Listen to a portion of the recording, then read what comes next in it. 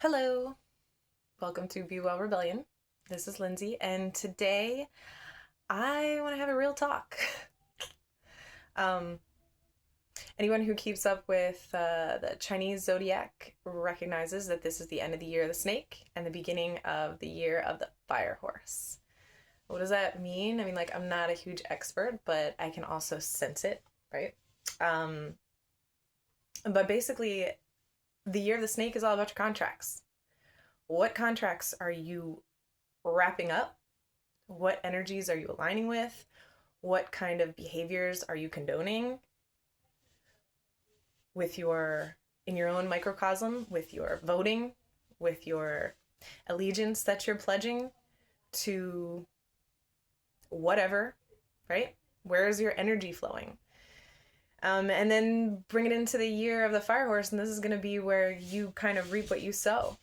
Um, you are going to start to really manifest the things that you sat with this winter, this past year, like this past, I mean, numerology, there's the yugas. You should just study the cycles of this realm and recognize that, like, we're at the end of one and the beginning of another. Whether you're talking about the shift from the Kali Yuga to the Satya Yuga, or the shift from the Piscean age to the Aquarian age, you need to recognize that you're about to reap what you sow. And so if you've been aligning with some inversion, some perversion of energies, you can't hide. you you cannot hide. Just because you might not have been doing the dirty work doesn't mean you haven't been supporting it. So you should sit with that. And it's never too late, right? It's never too late, but thoroughly vet the beliefs that you are subscribing to. I mean, like, I love the Bible and I refer to it a lot, but I recognize that it's describing both the creator and the demiurge. I recognize that a lot of the things that are written about in the Bible are inverted in terms of gender. So a lot of the energies that people are aligning with are maybe perverted in that sense, and I'm going to call it straight, like, Jesus is Isis. It's Jesus. Everybody will say, oh, there was no J, so his name wasn't Jesus. His name wasn't Jesus. It wasn't even a man. I mean, it was Isos Christos. That's the Greek. And then that's Isis. That's Aset. Aset means throne. Like, that's who it is. And Isis is the mother of she's the great mother, and she's the one that gave everybody the Pleiadian mtDNA. And what does that mitochondrial DNA do? That's what gives everybody empathy. And so what do you need to work your magic in this realm as a human being? It's like an ordained human being, or whatever you want to call it. I know some people don't use the word human, but for all intents and purposes, you get what I'm saying. What does it mean to be human? It means to be ordained and to be working with empathy, because that's how you get your elemental magic. That's how you get your prayers heard. That's how you operate, right? You are the technology. Everybody talks about AI as if it's like some takeover. It's not a takeover. It's a potential substitute if you agree to that. You want to let AI do all the thinking and all the magic for you, your magic will atrophy. But you were not made to be a, tool. You were given the tools to use. And your main tool needs to be empathy. And you tap into your empathy when you have a healed and regulated nervous system. And when you have a healed and regulated nervous system, when you are in a safe environment, and you can operate in love. And if you're like a soft person, like I'm generally like a softie, like I'm a lover girl, right? I've been put through a lot of bullshit, and the path is not for me to get harder.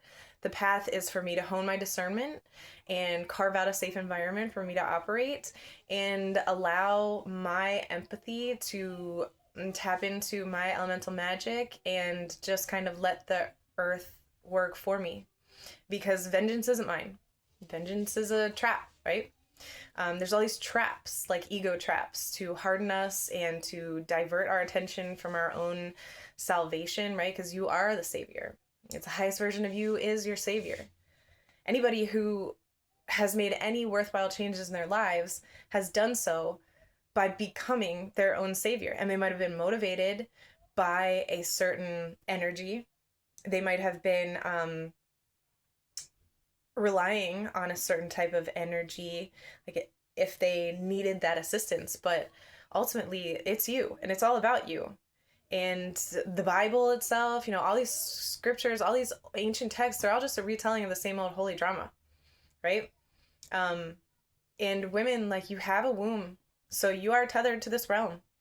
And it's your responsibility to understand the implications of the prayers that you are operating with, because prayer, manifestation, whatever you want to call it, it's your communication feedback loop that you're establishing with your environment. Because I've said before, like, your minds, and men too, like, your minds are not receivers, they're also projectors. So it's a constant feedback loop. So you have to take responsibility for that.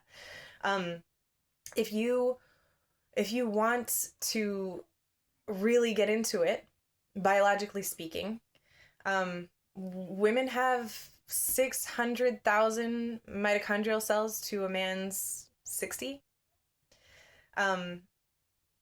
And that's just science, and that's how it is in nature. I mean, like, we're wired for pattern recognition. We take in the information and then we birth the antidote. But in a widespread collective sense, we've allowed ourselves to birth the problem. And the problem is only going to be rectified when we birth the solution. Like, we are a powerhouse of mitochondria. We can birth anything. So what we've consented to matters. What we believe in matters. And, it's not for women to get wrapped up in rage. There's a sacred place for that. But, like, to operate in it, to operate in it is not really wise. I mean, like, anybody who's ever tried to, like, a lot of people have felt, a lot of women maybe have felt what it's like to, like, wrestle a man. Like, men are strong. And so it's really not your duty to be the physical conduit of judgment. Women, you are called to be wise and birth the answer and manifest the answer. And men, you are also called to do that too. But I think you are also being called to step up in a physical way. And some of that's through what will amount to, like, combat. But some of it, and a lot of it, will be building, right? You gotta help logically, practically build the thing that needs to be built. So, real talk right now, if there's ever a time, I mean, it's February 16th when I'm filming this. If there is ever a time to get your head out of your ass, it's now. It's now.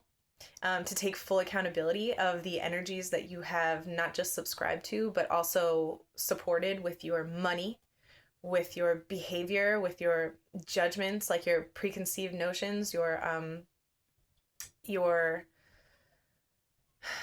isms, right? If you don't put your humanity before your isms right now, you're going to go down with them. It's time to align with nature. I've said in my last video, co-parent with nature, but you need to fully align with nature. You need to recognize that it's there for you. It's not something that you're being subjected to. If you are somebody who is deciding to, create, like, a community and partner up with people, you better make sure that you are in alignment in terms of what kind of world you really want to create together. Because what you subscribe to, you end up aligning with energetically. And so if you're putting that ism before your humanness, that's a trap. You've fallen for you be a fallen soldier in what I call the egregore war, right? And the egregore is the ideas that come to life. So you're the conduit. You are the portal. You are it. And if you don't behave like you're it, you're going to be taken out. And there's going to be a lot of people that are going to just be taken out of this realm. Not everybody is, let's call a spade a spade, not everybody's real. Some people are literally like walking holograms. Some people are just Cabbage Patch Kid, organic portals for some bullshit that needs to be pushed out through the collective as a vetting process. So don't fall for it. Don't fall for it. Do not fall for a subrogee who is going to, take accountability for you so that you can be absolved. Like, don't fall for that. That's a trap. You're it. You're it. And this is a call to those who recognize that they're it.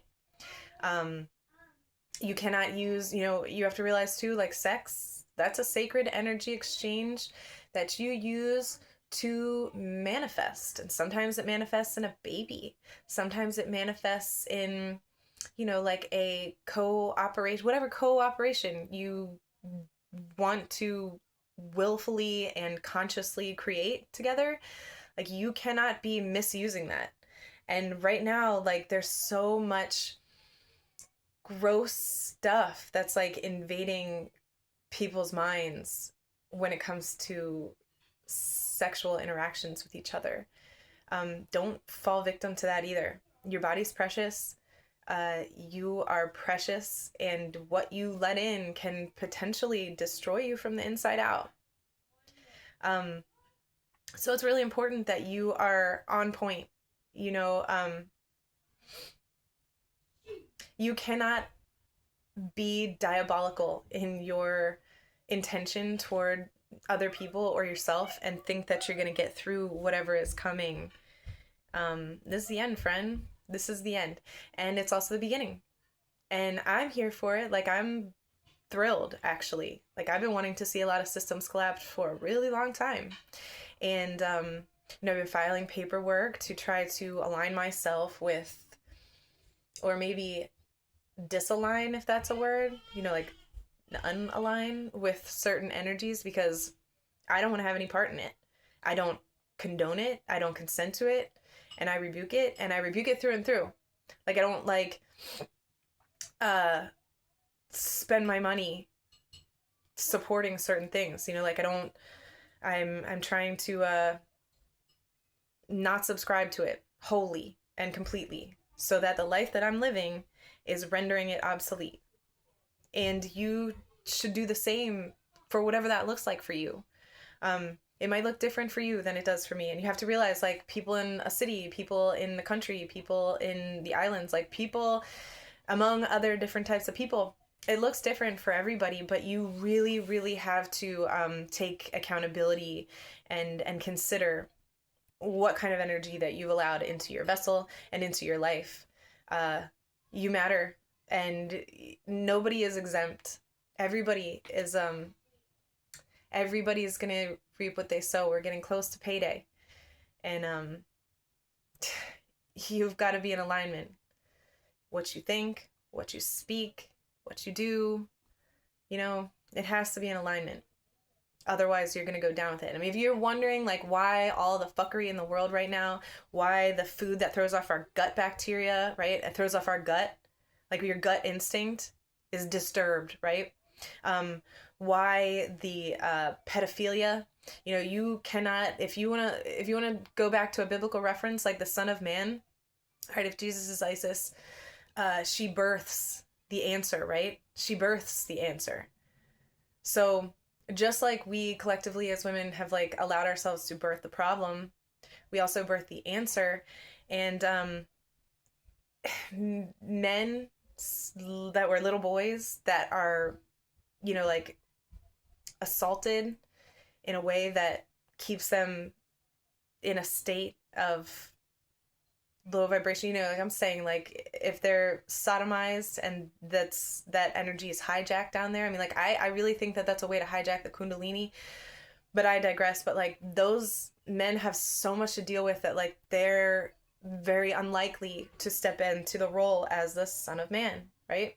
There are multiple characters in the Bible called Son of Man. I think like Ezekiel was called one, and I don't know. I'm not gonna get into that, but it's important. I mean, like, just like women are under attack for the mitochondrial DNA of the Pleiadian ability to empathize, like, men are under attack too. Children are under attack. Everybody's under attack. It's a whole species-wide thing. And if you're wondering, just like the Bhagavad Gita describes, and Arjuna is talking to Krishna, and he's telling him about why some people are on one side and some people are on another. Like, if you go read that, like, Karna, for instance, went down with the bad side, right? God, I can't remember the name of. Anyway, and it was because he was loyal to a fault, right? He was loyal to a fault. So you're gonna put all these isms. You're gonna be loyal to something because it helped you. You have to understand, like, your path is fluid, and there are times that you subscribe to an idea that helped you out of a tricky situation, and later maybe you realize, like, as I start to hone my discernment, that's not actually accurate. Like, you can extract the pieces that work for you, and you can reject the stuff that is remiss or wrong, because that's how a Judas goat works. Like, people don't get away with telling lies because they're overt, complete, crazy lies. They get away with telling lies because they mislead people with a whole bunch of truth. So you have to recognize that as we're ending one cycle and beginning another. Not everybody, just like the two Esdras and the Apocrypha says, not this world is for everyone and the next is for very few. Hopi prophecies describing 144,000, like, I always kind of thought that was just maybe a frequency or like a really insanely small number for 8 billion people in the world. But now I'm starting to think that that's not the case. I think that maybe there are very, very few that are willing to humble themselves enough to get it, and then to step into their own power to execute it, and put it that way. So beware of the world that you're birthing. Imagine you're living in a world with a whole bunch of yous. What are you bringing to the table of your own life? If it's not accountability, if it's not truth, if truth isn't driving your bus, you're going to get misled. And you're going to see it manifest in real time right now, because it's coming. It's coming. And so don't misuse your sexual energy. Don't misuse your mind power. Don't misuse your empathy. Don't allow the world to make you hard. That's not the answer. The answer is not to be hard. The answer is to stay fluid and stay flexible.